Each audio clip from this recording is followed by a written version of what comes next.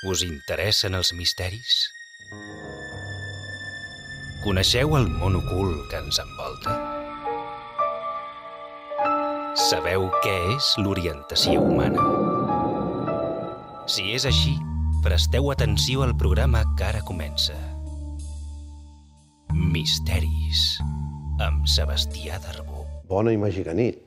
Ara mateix està començant aquest programa de Misteris amb Sebastià Darbó, on avui tractarem també un tema molt interessant que descobreix el món ocult en el que vivim, els misteris, els enigmes, les tradicions, les llegendes. Ja veureu, comencem.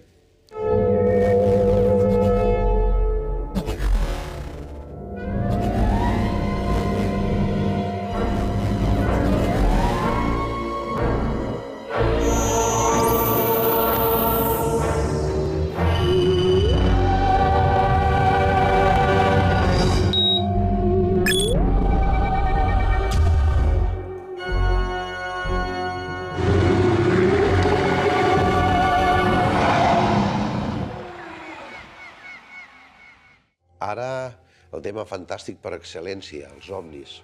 Hem parlat algunes vegades aquí dels ovnis, ja ho sabeu, com de tantes coses, però avui anem a parlar del que diu aquí a la pantalla aquest títol, que és l'història ovni al món. I ho fem de la mà de l'Albert García, que és un escriptor i que és un guionista, i que ha estudiat això. Evidentment, anem a començar la història moderna, no la història que explica el David Allen de l'època de la Bíblia. No. Ara, des de 1947, que va començar la història moderna, fa uns 76 anys, cada dia que passa, quan seguim més aquest programa, ja hauran passat, i estem als 77 anys d'història, però ha quedat amb la retina, ha quedat amb la ment de la gent que els ovnis, és una història seriosa. És o no és seriosa, Albert García? Gràcies per haver-me convidat, Sebastià. Digues. Home, seriosa segons el punt de vista i si fem una cronologia seriosa, que és el que farem avui. Avui farem una cronologia dels fets que donen peu al mite, sobretot als Estats Units, que és la base fonamental que donarà l'explosió a tot arreu de lo que és la propaganda, la comunicació i la publicitat, el fenomen ufològic.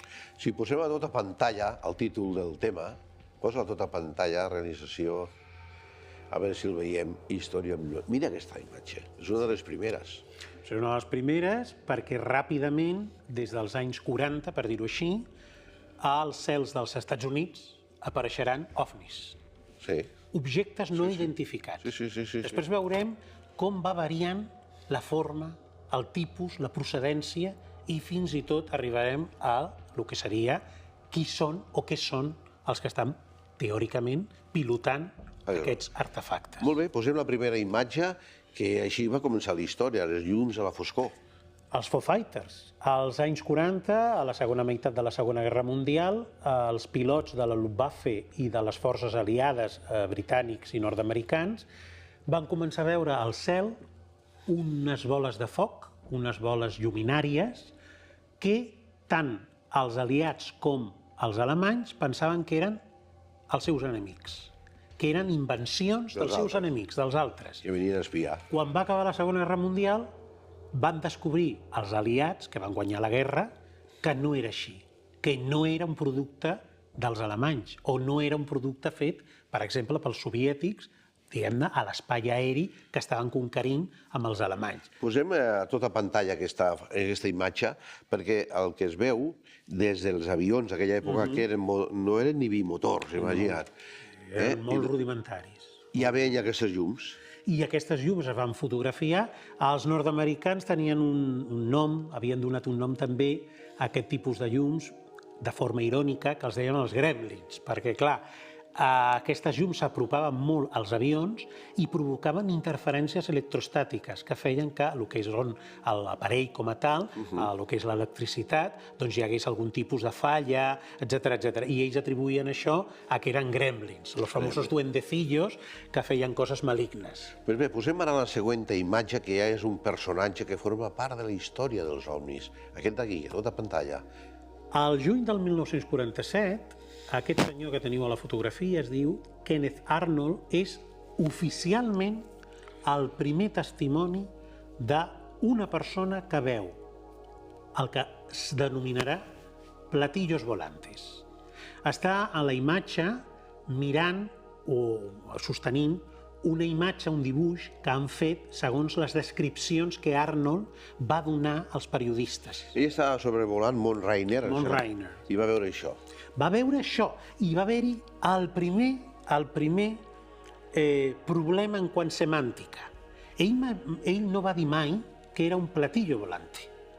Ell va dir que tenia una forma aplanada i com el dibuix que teniu a la imatge és una espècie com de frisbee per la meitat, un platillo trencat per la meitat, amb una espècie de disseny, no? Com boomerang. Com boomerang. Però platillo volante va calar en els periodistes. En la premsa. I va quedar. I després, següent imatge. Aquesta va ser molt forta. Tota pantalla. Aquesta és la primera plana del Roswell Daily Record, el diari de la ciutat de Roswell, que podeu observar que hi ha a ple títol que les forces aèries americanes han capturat un platillo volante. Això va passar a l'agost de 1947 a la ciutat de Roswell. Vale? Que ara és un parc temàtic, si vas. És un parc temàtic, és una Disneylàndia dels ovnis. Viuen d'això i venen alienígenes, molt bé. I és així, però en aquell agost de 1947, aquella petita ciutat de Nord-amèrica era com una altra qualsevol de lo que era el centre dels Estats Units i va passar alguna cosa. Es va estavellar un objecte. Encara no sabem quin objecte és. No sabem si és un ovni, un aparell que era experimental de les forces aèries, possiblement dissenyat per l'època dels nazis, no ho sabem, perquè us recordo que dels anys 40 va haver-hi moltíssims patentes alemanyes de qüestions aèries que van ser decomissades per les forces aèries i durant molts anys van fer moltes experimentacions. Encara no ho sabem. El que sí sabem és que quan es van presentar els periodistes a la zona per preguntar què és el que havia estavellat, els militars van ser els primers que els van dir no és humà. Posem la següent imatge, veràs el militar que ho va dir.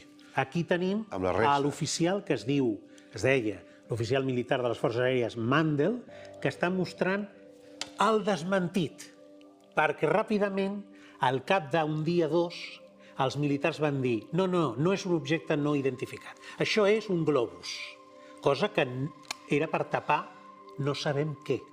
Encara no ho sabem. No sabien si era un globo aerostàtic, el que era.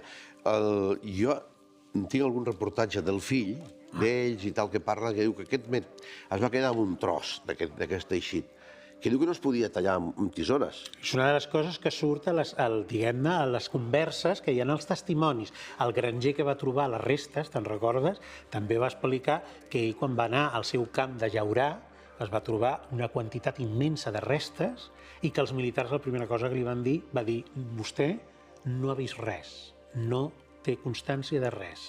Tot això ens ho portem. Sí. Anem a veure la següent imatge, que també és fort el que li va passar amb aquest, Bueno, aquesta és la primera víctima. Oficialment, als Estats Units, la primera víctima del suposat avistament d'un ovni i de l'estabellament amb un ovni o l'atac amb un ovni, perquè no ho sabem, va ser aquest jove oficial que es deia Mandel de cognom. Thomas Mandel. Thomas M. Mandel. Aquest home era pilot de les forces aèries i en un moment determinat, també a finals dels anys 40, va fer una sortida amb el seu avió de guerra a lo que és l'espai aeri americà, va trobar-se amb un suposat ovni, el va perseguir i a l'hora de perseguir-lo va tenir un accident i va morir.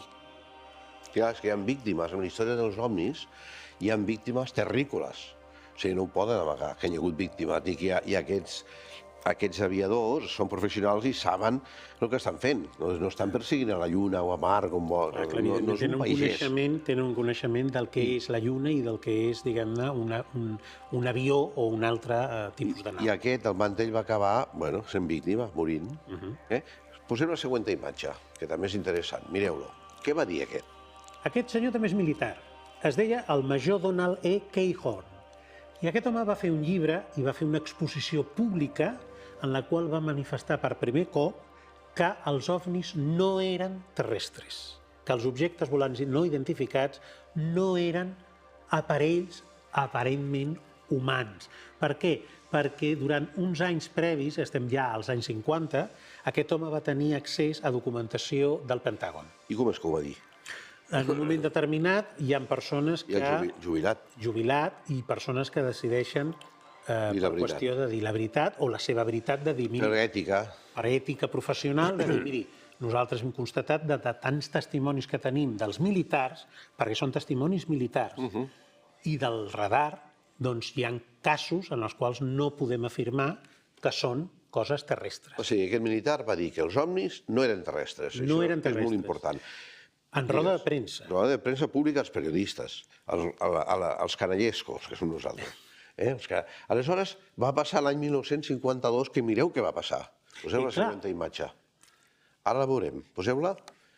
Això és el 1952 i és la icònica fotografia de Washington DC, és el Capitoli, i darrere del Capitoli teniu el que sembla ser una formació de llums que estan molt ben alineades i que van provocar l'alarma a la capital. Tant va ser així que fins i tot el que era el sistema d'emergència de l'exèrcit es va posar en marxa perquè creien que era un atac soviètic en un primer moment, perquè clar, no sabien realment què és el que hi havia al cel aquella nit del 1952, que estava alineant-se de forma absolutament militar i fent una sèrie d'alineatges a l'aire que no podien ni tan sols seguir els caces nord-americans. Això va provocar preguntes al Congrés, a lo que és el Capitoli, al Senat dels Estats Units, el govern de l'època, que en aquella època era el govern de Harry S. Truman, va intentar donar una versió el més lògica possible, però clar, no podien ni tan sols dir que era cosa soviètica, perquè clar, imagina't si es diu que són avions soviètics que estan atacant. Clar, evidentment això significa que l'espai aeri nord-americà està sent violat i que teòricament la tecnologia dels soviètics és superior a la dels nord-americans. O sigui, això va quedar com un misteri. Va quedar com un misteri, però va donar peu al que veurem ara. Ara ho veureu, la següent imatge, que també és interessant, que és el llibre blau. Aquí està el famós projecte Gruig i projecte Blue Book, que són conseqüència del que va ocórrer al 52. Que fins i tot van fer una sèrie de tele. Una sèrie de televisió, perquè els americans ja saps que els agrada molt treure la seva pròpia mitomania. Hollywood és Hollywood. I és així. I llavors aquest és l'informe, el primer informe oficial sobre l'existència o no d'objectes volants no identificats. En aquest informe, majoritàriament es diu que són qüestions de l'astronomia, dels efectes de l'entrada d'un bòlid o un meteorit, de lo que és en Júpiter, alineacions de les constel·lacions o dels planetes, visions que tenen els pilots que no es corresponen a lo que realment... no sé què, però queda un casos molt limitat, molt petit, que no poden arguir. Bé, aleshores van passar dels avistaments, van pujar un grau més en profunditat. Posem la següent imatge i ho veureu.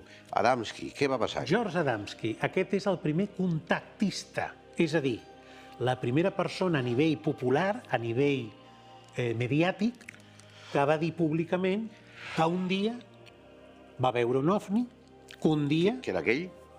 D'aquest ovni va rebre missatges i que va veure éssers que, segons ells, eren humanoides, que tenien una certa física semblant a nosaltres i que li donaven missatges. Missatges, sobretot, missatges de cuidado que esteu vosaltres utilitzant l'arma nuclear i això podria acabar amb el vostre planeta.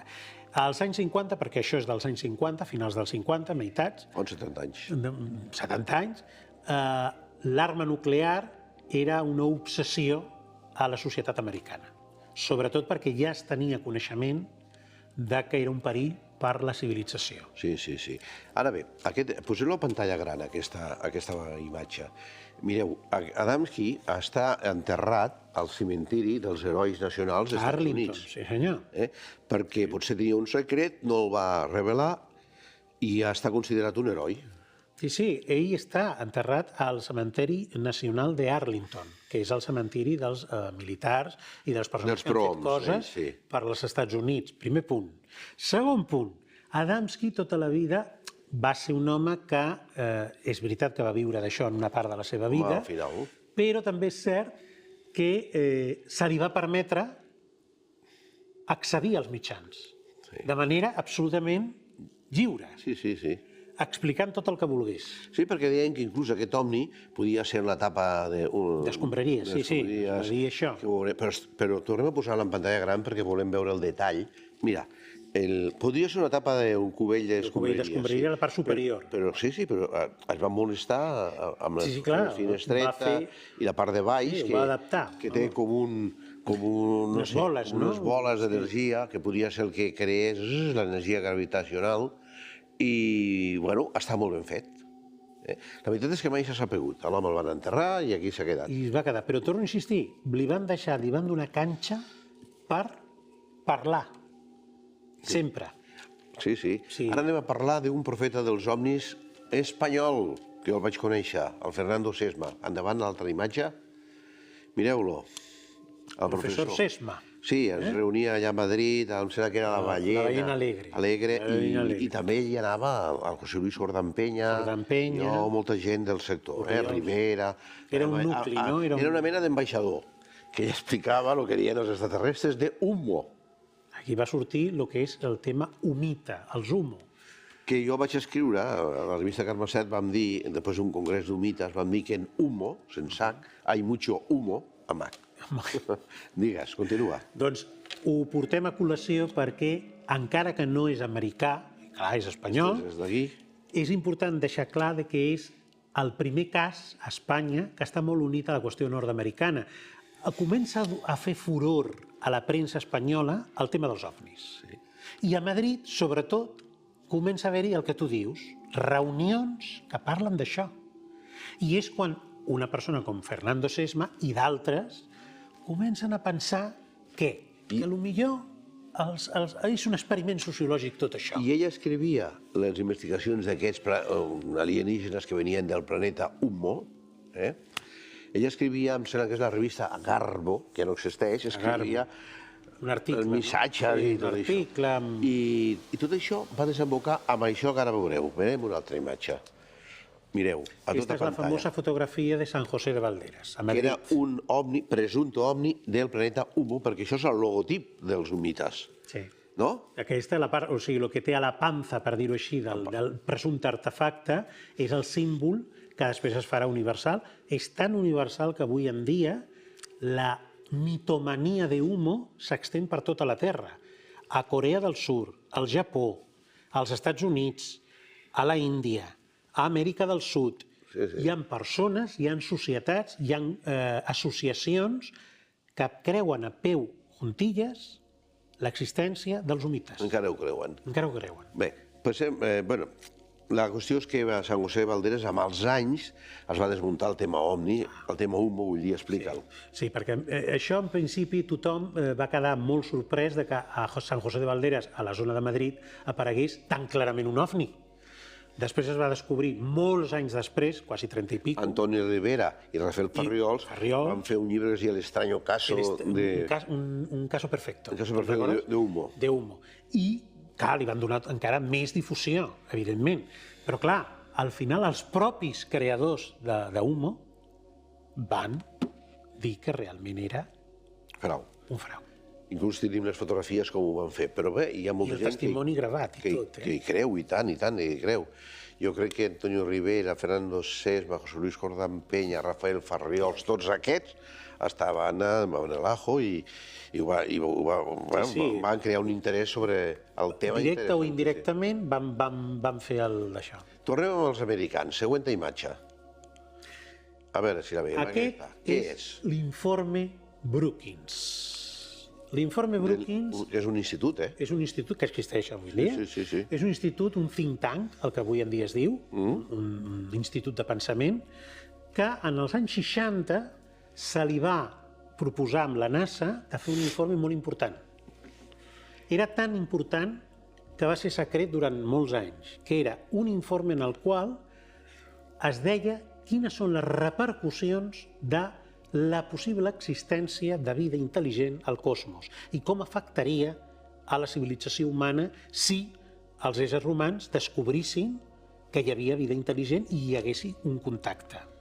I aquest informe el podeu podeu fer el cercador de búsquedes d'internet, el podeu baixar, no hi ha cap problema. I que es diu Brookings. Brookings, sí. Que és l'Institut Brookings. De l'Institut Brookings i de la NASA, o sigui, els dos, Ells allí explicaven les implicacions que podien hi haver amb la societat. A la societat, és l'impacte que podia tenir. Sí, que podria haver l'exploració espacial com podia afectar a nosaltres. A l'ésser humà. I amb el nostre comportament. I és molt interessant, recomanaven en aquest informe que es fes secret qualsevol descobriment de vida intel·ligent o d'artefactes de vida intel·ligent, perquè això seria causa de trastocament a la nostra civilització. I posaven d'exemple el que va ocórrer el 1621 quan Hernán Cortés va arribar a les costes de Mèxic, del futur Mèxic. Els azteques, quan van descobrir que existien altres civilitzacions, és a dir, una civilització l'europea, que érem els nostres, que érem nosaltres, clar, la seva civilització què va passar? Que els hi van portar les malalties. Va ser destruïda. La civilització azteca va desaparèixer. Es va transformar en una altra cosa, que és l'actual Mèxic. Doncs bé, els senyors de Brookings van dir que recomanaven, si us plau, que no es donés a conèixer a la població el que seria l'aparició d'artefactes o descobriment de vida intel·ligent, de moment. Perquè hi havia infeccions. Clar.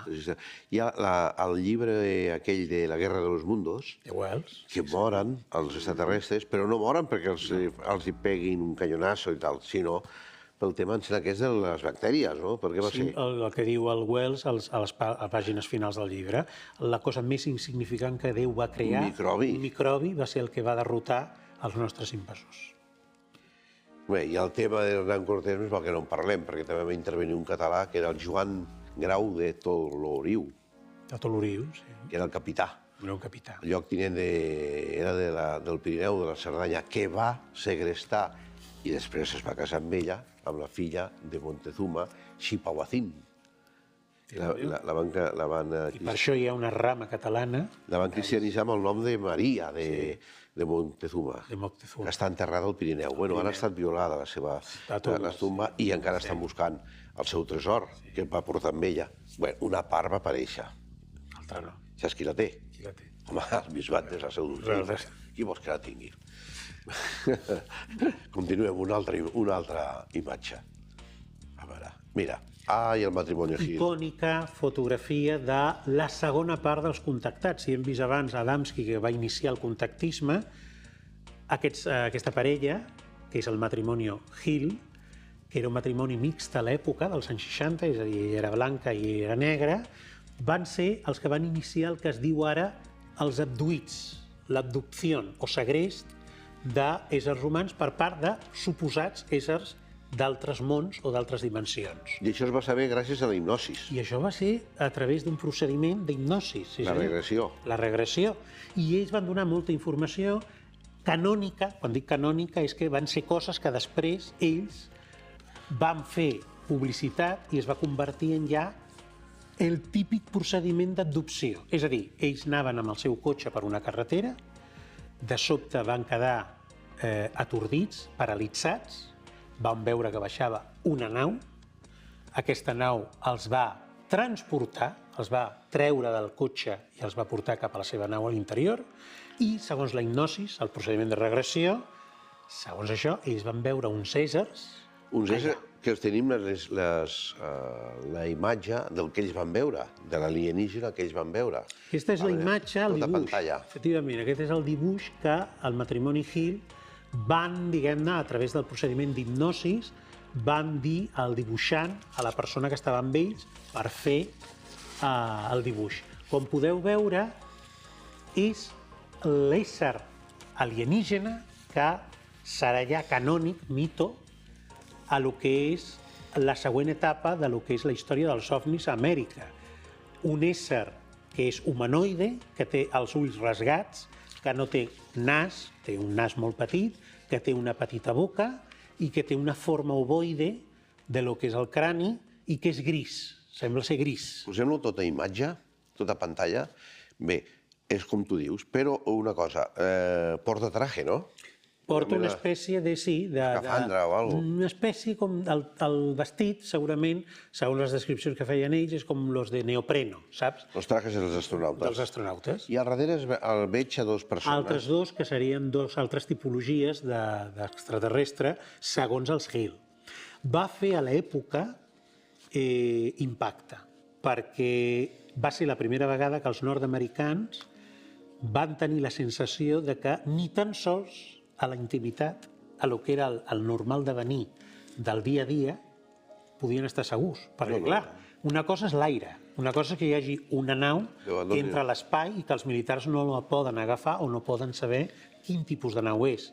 Però, clar, quan es va expandir la teoria de que hi havia adopció, moltes persones van començar a pensar això és un perill. Sí, perquè el matrimoni anava en cotxe i diu que se'ls hi va parar el cotxe. Se'ls hi va parar el cotxe. I una llum a sobre, la nau, els van sortir, a veure què era, i se'ls van endur. Hi ha un llibre, precisament, que va ser publicat per l'època per Plaza i Janés a Otros Mundos, El viaje interrumpido. Una col·lecció que conec bastant.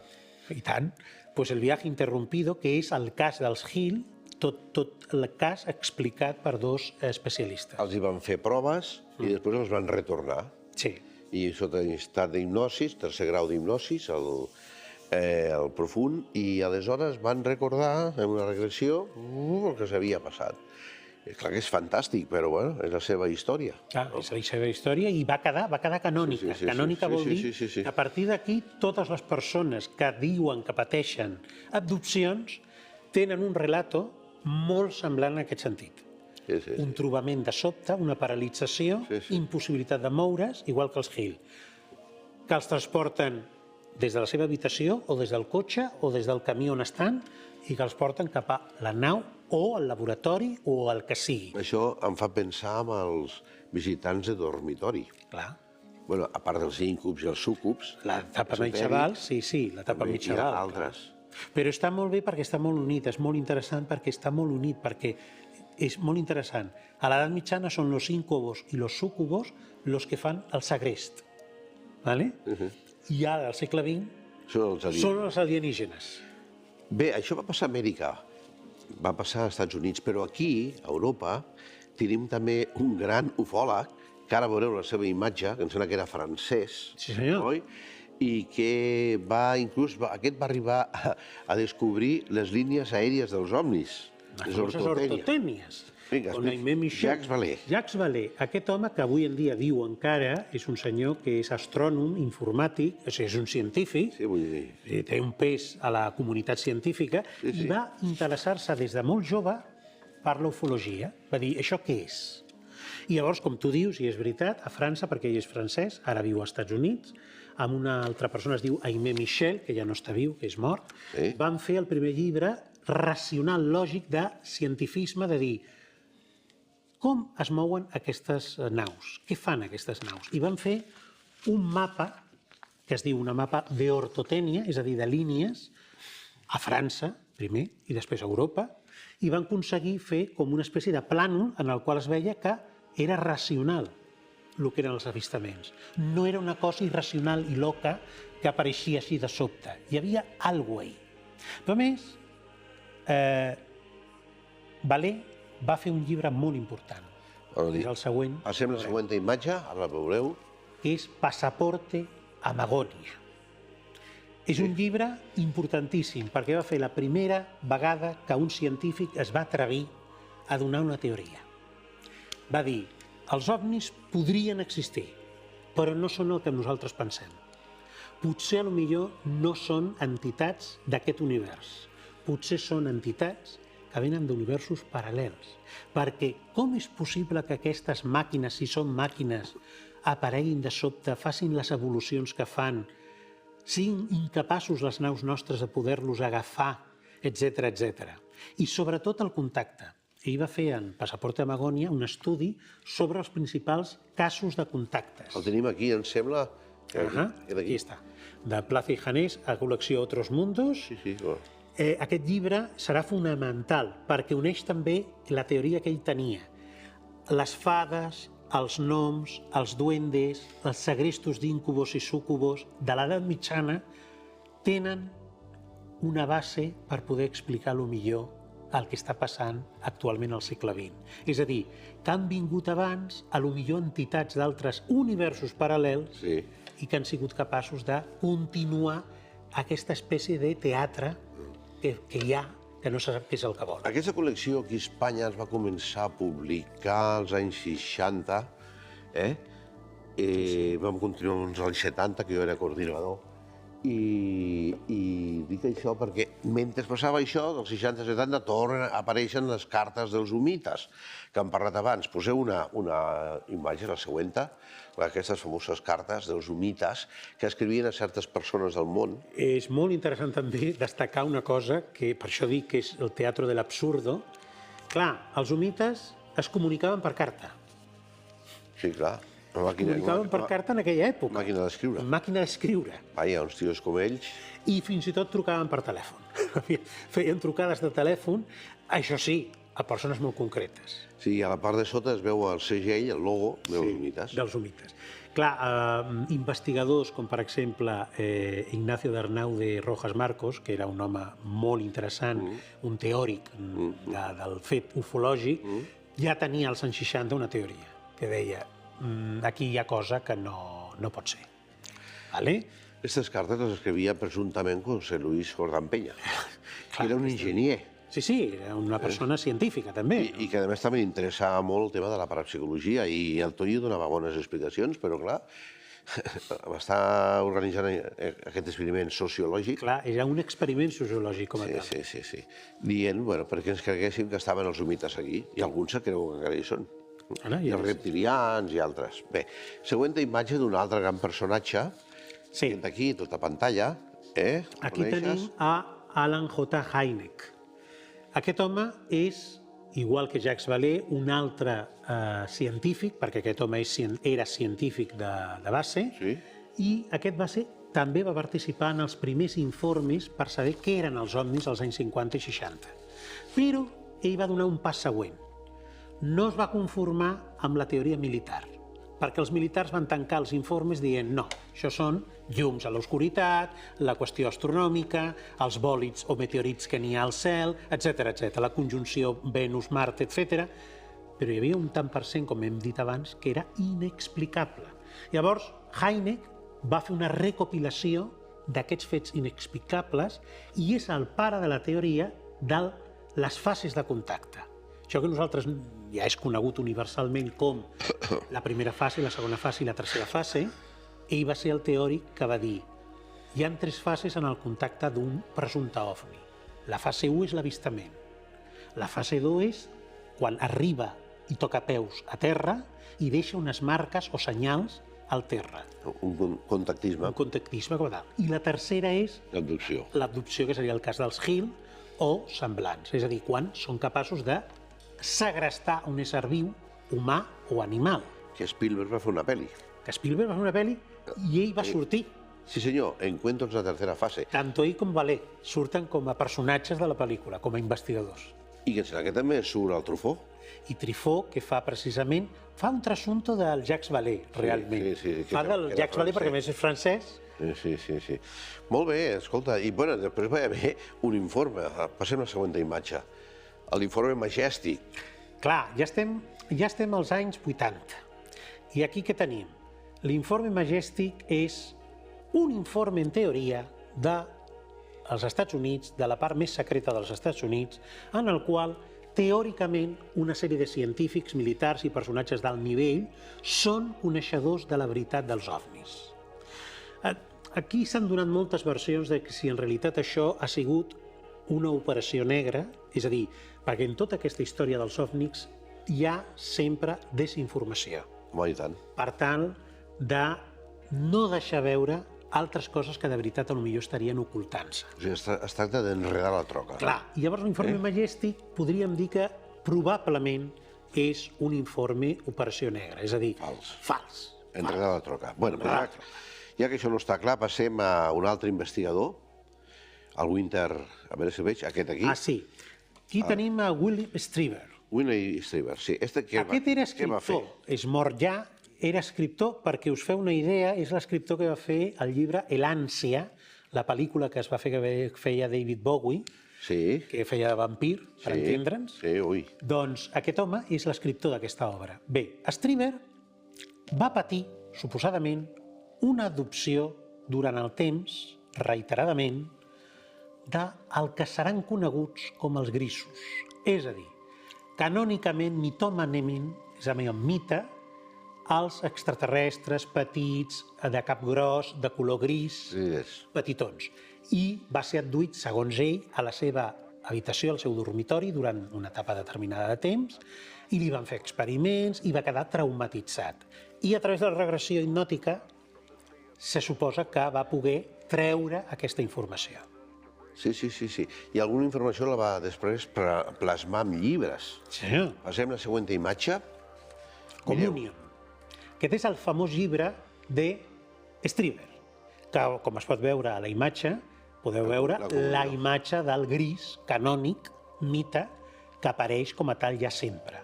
És a dir, cap gros, ulls rasgats grans i una certa aparença terrorífica, no? Communion va vendre milions de llibres als Estats Units. I a partir d'aquí es va obrir un meló. El meló de que molta gent va recordar que havia tingut experiències del tipus que Striver deia que havia tingut. Clar, per la societat americana va ser un tràngol, perquè ara ja no estaven els extraterrestres al camp o a l'autopista. Els extraterrestres estaven al dormitori. Entraven a casa teva. I clar, no hi havia res segur. No hi havia seguretat de cap tipus. No. Vale? Sí. Però van hi haver més investigadors. Ara veureu una altra, passem la imatge, la següent imatge, i aquest, en pantalla gran... I aquest és Bob Hopkins. Hopkins és també el continuador, en el mateix temps, als anys 80, de la teoria de les abduccions de dormitori. Perquè Hopkins, que era també un home dedicat a la psicologia i a la psiquiatria, va fer amb els seus pacients, que van començar a relatar-la, que estaven amoïnats, que tenien ansietat, que hi havia problemes greus, de que no podien dormir, que no sabien per què, els va fer el procediment també de regressió. I ho va explicar en un llibre. Passem la següent imatge. Intruders. Que és intrusos, intruders, que és equivalent a Communion de Striver. Són les visites increïbles. Efectivament. A casa teva. En un lloc que es diu Couple Woods, que és una petita localitat dels Estats Units. Clar, va ser terrorífic, perquè als anys 80 va quedar ja canònic de que els extraterrestres ja no solament estaven al cel o no volaven, sinó que estaven dintre de les cases. Venien a les cases i als pobles. I les teories d'interdimensionalitat es van posar de moda. És a dir, com ho fan? Perquè tenen la capacitat tecnològica d'entrar a través de el que és les parets, perquè tenen una tecnologia, una ciència molt avançada i poden fer el que vulguin. Es poden desmaterialitzar. Clar. Aleshores, tenim una altra imatge, la veureu, que ja és un informe, que és el Matrix. Què vol dir Matriu? Matriu. Què vol dir? I aquest és el següent informe que va ser molt polèmic. Que va ser molt polèmic perquè si l'anterior informe que dèiem que era desinformador, que era el Majestic 12, va provocar molts problemes, el Matrix també era un informe que deia sí, les autoritats americanes saben que existeixen els ovnis i han fet un pacte amb els ovnis. Amb els alienígenes. Amb els alienígenes, per tal d'obtenir, teòricament, informació científica i tecnològica d'alt rendiment. A canvi els hi deixen fer. Què? Els segrestos. Què? Experimentació. Què? Manipulació genètica d'animals i d'éssers humans. Això també va ser molt controvertit, es va dir que era també desinformació, que no se sabia, que sí se sabia, etc. Tu què opines de l'informe Matrix? A veure, jo el que crec és que dintre de la ufologia hi ha una part que és que hem de recordar que als anys 40, després de la Segona Guerra Mundial, els americans i els soviètics fan una guerra freda basada en intentar superar-se tecnològicament. Sí. I llavors una part de la ufologia s'utilitzarà com a pantalla. Per què? Per no donar a conèixer que existeixen ja aparells de gran gamma tecnològica que poden ser capaços de fer grans volades a gran altitud i que són capaços de fer grans posades en marxa. I llavors la ufologia és el camp perfecte per fer la pantalla. Sí, sí, sí. I ara anem a una zona dels Estats Units que he estat i no et deixen entrar, però que existeix, posem-la tota pantalla. És real. L'Àrea 51. Això és una base militar científica. I tant. Hi ha la travessa, una carretera, en la qual ja no et deixen ni passar. I a més s'ha de dir una cosa molt interessant. A part que el més important ho té sota terra. Però és subterrània. I és una base d'experimentació d'artefactes aeris de tecnologia avançada, probablement. I m'estranya, em sorprèn, com han deixat fer una fotografia de la base. No, perquè aquesta foto té la història. Aquesta foto és una foto aèria feta per les pròpies forces aèries perquè es va demanar. Es va demanar perquè ja saps que els americans tenen molts defectes, però tenen moltes virtuts. I una de les virtuts és la llei d'informació.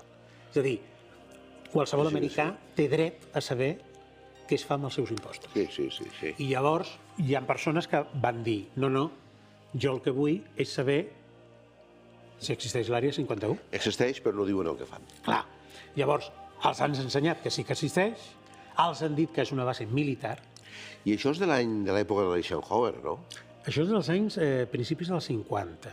I s'ha de dir que això probablement ve de l'operació Paperclip. És a dir, l'operació en la qual els americans van fer que centenars de científics que havien sigut nazis vinguessin als Estats Units a treballar a l'àrea aeronàutica. Entre ells Von Braun. Entre ells Von Braun, el pare de la NASA i de l'astronàutica moderna, i allà s'han fet i es fan probablement experimentacions amb armes i amb avions i amb prototipus aeris. Que diuen que és el lloc on poden tenir els alienígenes.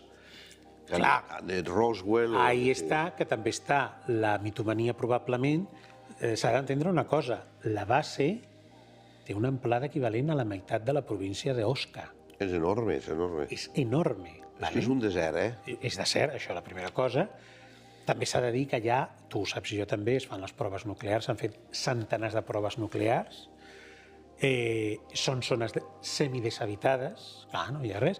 A la carretera es diu la carretera dels somnis. Sí, però a més una cosa, al moment d'arribar allà hi ha un senyal, com si fos de tràfic, prohibit rigorosament fer fotos. Si ho fas, t'agafaran, se t'endurà l'FBI. Sí, la policia militar. No, la policia militar se'n va. Si el civil, no sé si és el militar, però t'agafen i t'interroguen per què vas a fer allà. Però no, jo passava per aquí. Per tant, és un tipus de base que no és una base de caràcter normal per fer coses de magatzem o el que sigui. No és el Port Aventura. No és el Port Aventura. Passem la següent imatge perquè és tremendo, el secretisme. Aquest és un dels presumptes Aquí està alienígenes. el que hem dit abans de la desinformació constant sobre el fenomen per amagar què? Doncs ja veurem. Aquest és la famosa autòpsia de Roswell. Anys 90, finals dels 90. No sé si els espectadors se'n recorden, però als anys 90 va haver-hi la famosa sèrie de televisió Expediente X, que va donar també molta mitomania al fenomen OVNI, i aprofitant que el Pisuerga passa per Valladolid, es va treure una suposada cinta de vídeo en la qual apareixia un presumpte cos d'un ésser alienígen i com li feien una autòpsia uns metges americans. Jo tinc la pel·lícula, també me la van enviar. Podia ser un ninot, podia ser un alien, no se sap mai. Però com manipulen tant... Per això mateix. És a dir, tu què creus? Jo crec que és una manipulació i que és desinformació. Per una raó, perquè fins i tot van intentar recrear l'ambient suposadament de l'any 47 a la sala d'autòpsies i el rellotge que surt és massa modern. No existia a l'època. No existia. Doncs ara veureu una altra imatge que també bastant inquietant, posa-la tota pantalla, que sigui entre un dinosauri i un alienígena o un ser humà, no sé. I és molt interessant. Un dinosauri dels anys 80. Sí. Del segle XX, del segle XX. Això és una exposició que es va realitzar a Toronto, al Canadà, per part d'una societat científica que feia una exposició sobre els dinosaures. Els científics que van participar en aquesta exposició van fer una projecció, una prospectiva. Què hagués passat si els dinosaures no s'haguessin extingit i haguessin evolucionat a éssers conscients i intel·ligents com nosaltres? La imatge del humanoide reptiloide que veieu és el presumpte ésser que hagués sigut evolucionat d'aquell dinosaure que teniu vosaltres A mà al dreta. costat a mà dreta. O sigui, evolucionaríem cap a l'esquerra. Cap a l'esquerra. Seríem així. Seríem així. I llavors, això, que és Dinosauri dels anys 80. dels anys 80, Del segle XX, del segle XX, i això que era una prospectiva científica d'evolució, algunes persones, després als anys 90, ho agafaran com que existeix un altre tipus d'alienígena, que és el reptiloide. El Sí. lagarto, per entendre. Clar, és que hi ha molts llibres sobre... Clar, però Els reptils. l'origen d'això, i a més us hem de recordar, clar, els que sou més joves no ho sabeu, però els que ja tenim certa edat, que precisament l'any 86-87 va sortir a les cadenes nord-americanes la sèrie de televisió UV. UV. Quins eren els alienígenes malvats? Els lagartos aquests. Els lagartos, que eren, evidentment... Eren igual com aquell. Igual que aquest. El poseu a tota pantalla per veure'l bé, ja que és com pretenen que siguem, oi? Aquí es pot veure. Seríem un dinosauri modern. Modern. Seríem Vale. nosaltres. I llavors els creadors d'UV, de la sèrie de televisió, van cridar als que van crear el dinosauroide, que és com es diu, i van dir, escolta, per qüestió de maquillatge i efectes especials, com faríeu vosaltres, com seria un reptil extraterrestre? Llavors van dir, mira, es fa així, d'aquesta manera, quedaria així i seria d'aquesta forma. I ells ho van agafar per fer-lo. Llavors va quedar la imatge icònica pel futur. Però n'hi ha més d'extraterrestres, de tipologia. Anem a veure la següent imatge i veureu que n'hi ha més. I aquesta és una imatge molt curiosa, que són les tipologies que des dels anys 47 cap endavant s'han donat de presumptes avistaments d'éssers extraterrestres. A la part superior podeu veure els que som capgrossos petitons, que serien els grisos, per entendre'ns.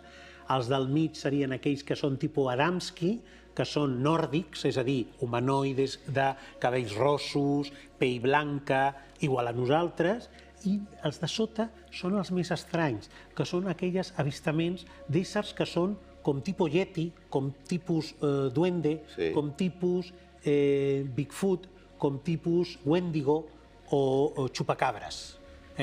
Coses molt concretes, animalesques, per dir-ho així. O sigui, hi havia 4 castes. Sí, podem dir que, bueno, en un primer moment van aparèixer 4, però tu ja saps que s'ha diversificat Sí, ara sí. que ara hi ha multitud de formes. Bueno, això passa el mateix que amb les naus, on presumptament arriben els ovnis. Mireu quantes formes hi ha. Al principi Mira.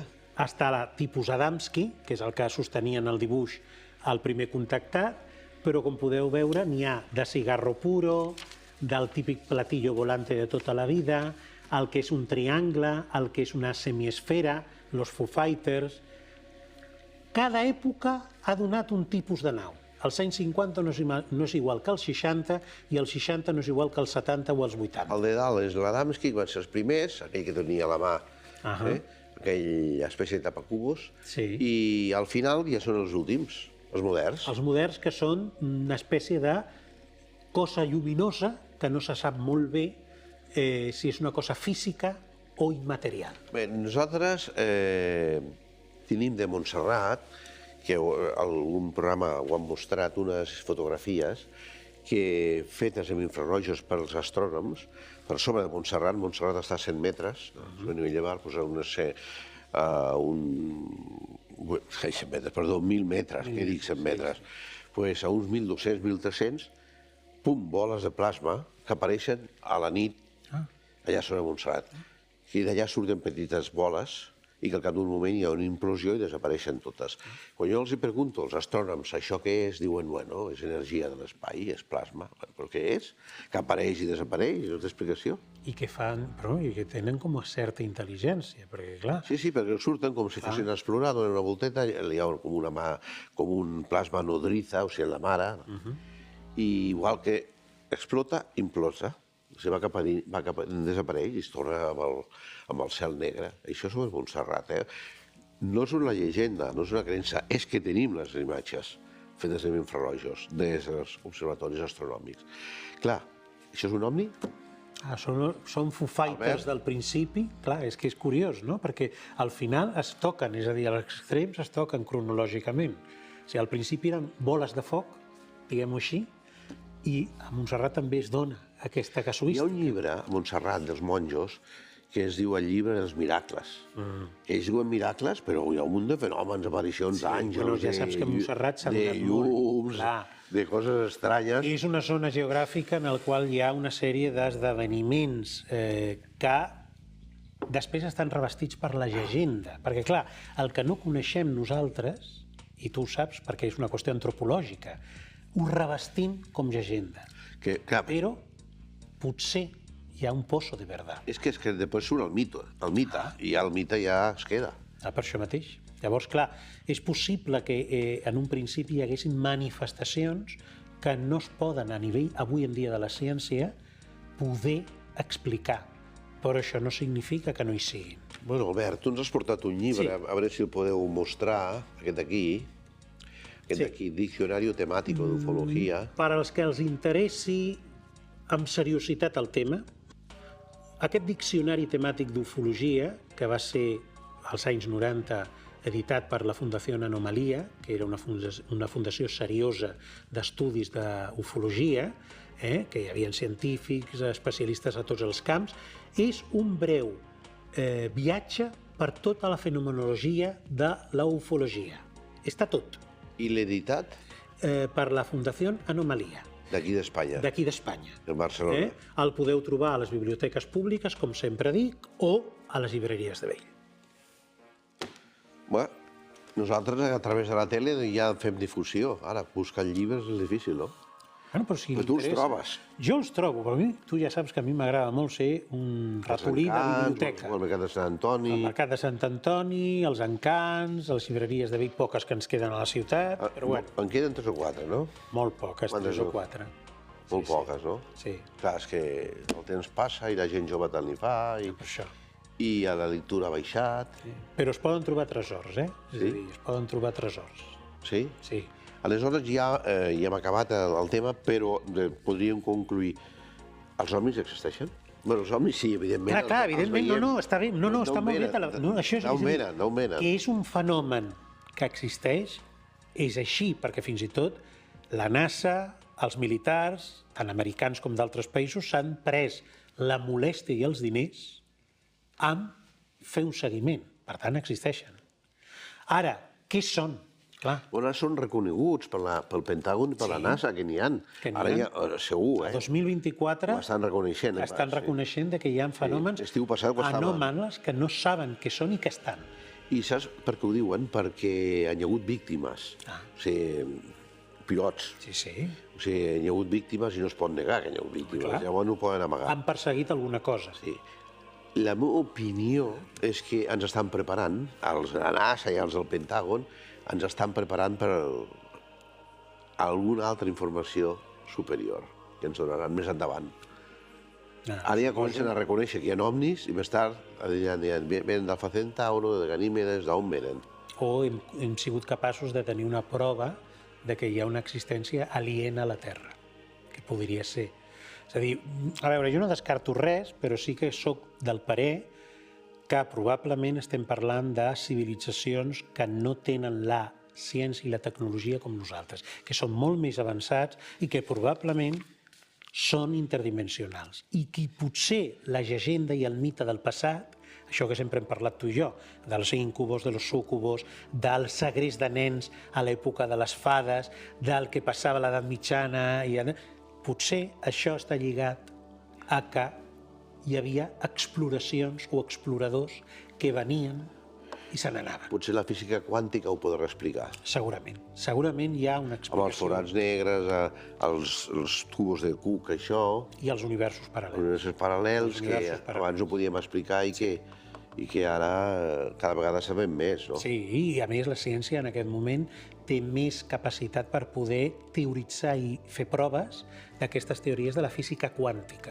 Doncs molt bé, Albert Garcia, gràcies per portar-nos aquesta informació sobre els extraterrestres, sobre els ovnis, sobre els alienígenes, no? Gràcies a I vosaltres. tu continues estudiant aquest tema, no? Sí, bueno, és un dels que més m'atrauen també, sobretot per la vessant aquesta, unir la ciència amb una explicació racional que ens doni el que jo dic, que sí que existeixen i que potser venen d'altres dimensions. És molt interessant el tema. I això que hi ha temes a la Terra que encara no tenim clar. Tenim una gran sort de que tenim una immensa curiositat i que hi ha multitud de coses que no sabem. Sí, la veritat és que no sabem de les civilitzacions passades, dels continents, de la Pangea, dels dinosauris, de moltes coses, de ciutats subterrànies, d'Egipte...